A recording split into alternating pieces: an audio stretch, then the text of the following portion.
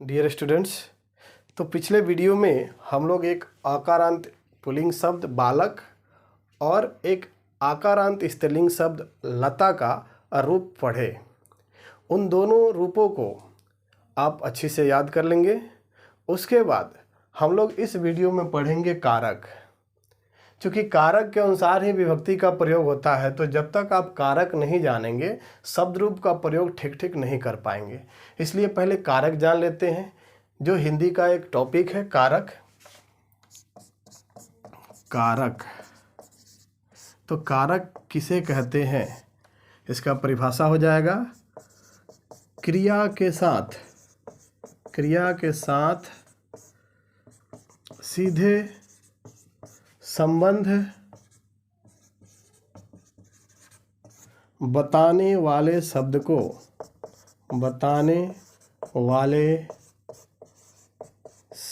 को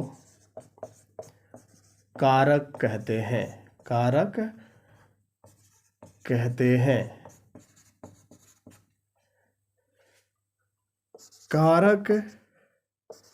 के 8 भेद होते हैं। 8 भेद हैं, जबकि विभक्तियां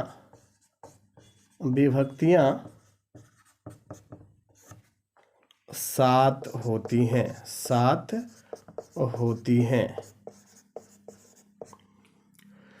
तो कारक के 8 भेद कौन कौन होते हैं? पहला में हो जाएगा कर्ता कारक, दूसरा हो जाएगा कर्म कारक, तीसरा हो जाएगा करण कारक, चौथा संप्रदान कारक, पांचवा हो जाएगा अपादान, छठा हो जाएगा संबंध, सातवां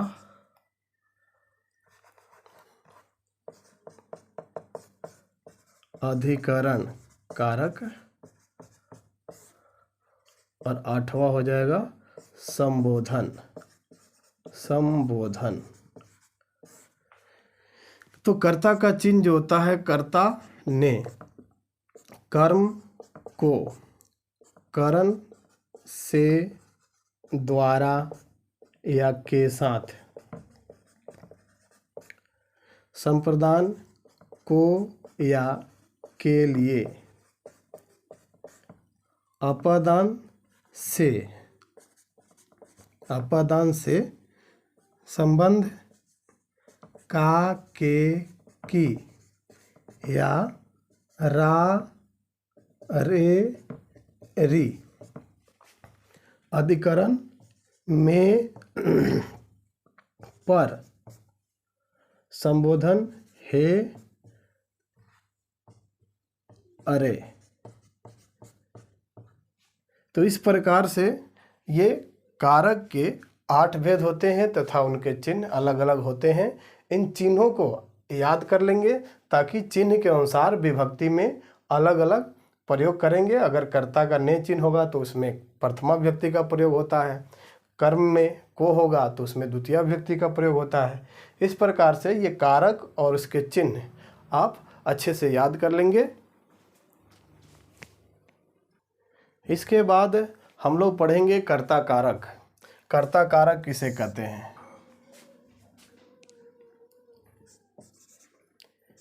क्रिया अर्थात काम करने वाले को कर्ता कहते हैं। क्रिया करने वाले को कर्ता कहते हैं तथा इसका चिन्ह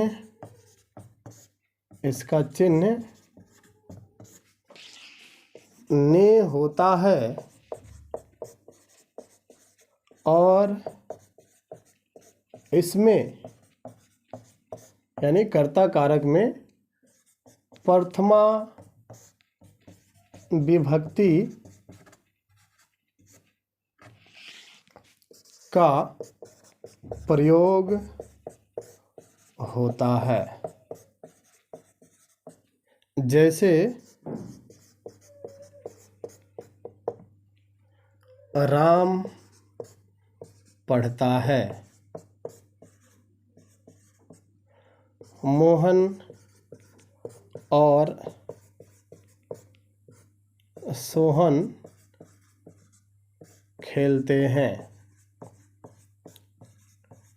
ध्यान देंगे कि किसी वाक्य में यदि कोई शब्द क्रिया कर रहा है तो क्रिया करने वाले को हम कर्ता कहेंगे, यानी उस शब्द को हम कर्ता कहेंगे।